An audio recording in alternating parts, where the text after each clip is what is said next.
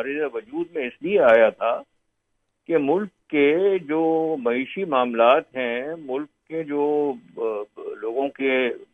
جس کو کہتے ہیں کہ ٹو اینڈز میٹ کرنے والے معاملات ہیں، ان کو حل کرے گا۔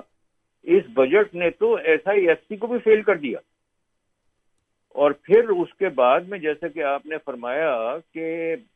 دنیا بات کر رہی ہے اسٹیبلٹی کی، چین بات کر رہا ہے اسٹیبلٹی کی، پورا ملک بات کر رہا ہے اسٹیبلٹی کا، اور ہم یہ چند الفاظ کے اندر جو ہے وہ پھنسے ہوئے ہیں، جبکہ آئین جو ہے وہ واضح طریقے سے کہتا ہے کہ جو بھی انڈیپینڈنٹ بندہ الیکٹ ہو کر کے جائے وہ کسی بھی سیاسی پارٹی کو جوائن کر سکتا ہے۔ اور جیسا کہ میں نے آپ کو آرٹیکل 17 کا حوالہ دیا، وہ بنیادی پروویژن ہے، وہ چارٹر ہے پولیٹیکل پارٹیز کا، اور اس میں یہ کہا گیا ہے آرٹیکل 17 میں کہ ہر پاکستانی سٹیزن کسی بھی پولیٹیکل پارٹی کو جوائن کر سکتا ہے۔ اب وہ آرٹیکل 17 کنٹرول کر رہا ہے آرٹیکل 51 کو بھی۔ تو آپ ان بحثوں کے اندر لگے ہوئے ہیں، اور ایک بات میں آپ سے اور عرض کر دوں کہ آرٹیکل 17 میں کہیں سیاسی پارٹیوں کے الیکشن کا تذکرہ نہیں ہے۔ آرٹیکل 17 میں سیاسی پارٹیوں کی یہ ذمہ داری ضروری ہے کہ وہ اکاؤنٹس مینٹین کریں گے، لیکن کہیں وہاں پر یہ تذکرہ نہیں ہے کہ سیاسی پارٹی کے لیے ضروری ہو کہ وہ الیکشنز کرائے۔ اور جیسا کہ میں نے پچھلی مرتبہ آپ کے سامنے عرض کیا تھا کہ اے این پی نے تو 4 سال کی مدت میں جو ان کے کانسٹیٹیوشن میں ہے الیکشن کرایا ہی نہیں، اور اس کو الیکشن کمیشن نے صرف فائن لگا کر کے اور ان کو الیکشن لڑنے دیا۔ اور اس پولیٹیکل پارٹی نے، پی ٹی آئی نے، الیکشن کرایا، بے شک غلط الیکشن کرایا لیکن کرایا تو صحیح۔ تو یہ ہے کہ ایک پولیٹیکل پارٹی کو آپ فائن لگا کر کے فارغ کر رہے ہیں اور اس کا سمبل جو ہے قائم کر رہے ہیں، اور دوسری پارٹی غلط الیکشن کرا رہی ہے، مان لیں کہ غلط الیکشن کرا رہی ہے، اس کو آپ بالکل سے فارغ کر رہے ہیں۔ نہ صرف اس کا آپ سمبل لے رہے ہیں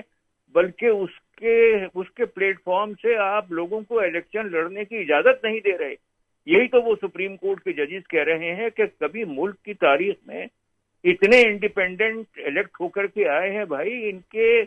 اتنے سارے انڈیپینڈنٹس کے الیکٹ ہونے کی وجہ صرف یہ ہے کہ الیکشن کمیشن نے سپریم کورٹ کو مسلیڈ کیا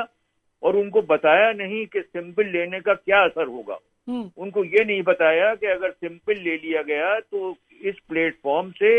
اس سیاسی پارٹی کے پلیٹ فارم سے کوئی شخص الیکشن لڑ ہی نہیں سکتا۔ تو یہ عجیب و غریب حالات ہیں، فراڈ ہو رہا ہے کانسٹیٹیوشن کے ساتھ میں، فراڈ ہو رہا ہے ملک کے ساتھ میں، فراڈ ہو رہا ہے ملک کے عوام اور پولیٹیکل اینٹی کے ساتھ میں، اور کوئی پوچھنے والا نہیں ہے۔ صحیح جیسب، جیسے آپ فرما رہے ہیں کہ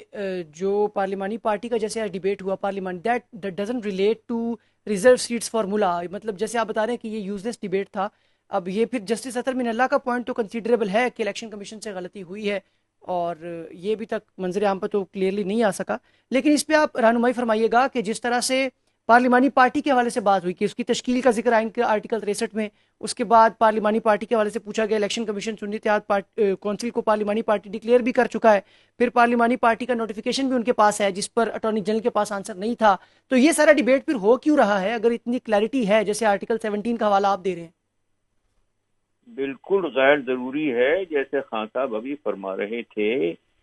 کہ بھائی پارلیمانی پارٹی جو ہے وہ تو صرف آرٹیکل 63A کا کریچر ہے، اور اس کا تعلق صرف اس چیز سے ہے کہ لوگ اگر پارٹی سے انحراف کر رہے ہوں تو ان کو پارٹی سے فارغ کس طریقے سے کر دیا جائے۔ بھائی یہاں تو جیسے میں نے آپ سے عرض کیا، بنیادی آرٹیکل 17 ہے اور ذیلی آرٹیکل 51 ہے، اور 51 میں یہ ہے کہ انڈیپینڈنٹ کینڈیڈیٹ کسی بھی سیاسی پارٹی کو جوائن کر سکتا ہے۔ وہاں یہ کہاں لکھا ہوا ہے کہ وہ سیاسی پارٹی ایسی ہو جو کہ پارلیمانی پولیٹیکل پارٹی ہو؟ صحیح، اور کسی بھی، اور آرٹیکل 17 بھی یہ کہہ رہا ہے کہ کوئی بھی پاکستانی کسی بھی سیاسی پارٹی کو جوائن کر سکتا ہے۔ صحیح، جس صاحب thank you so much for your time.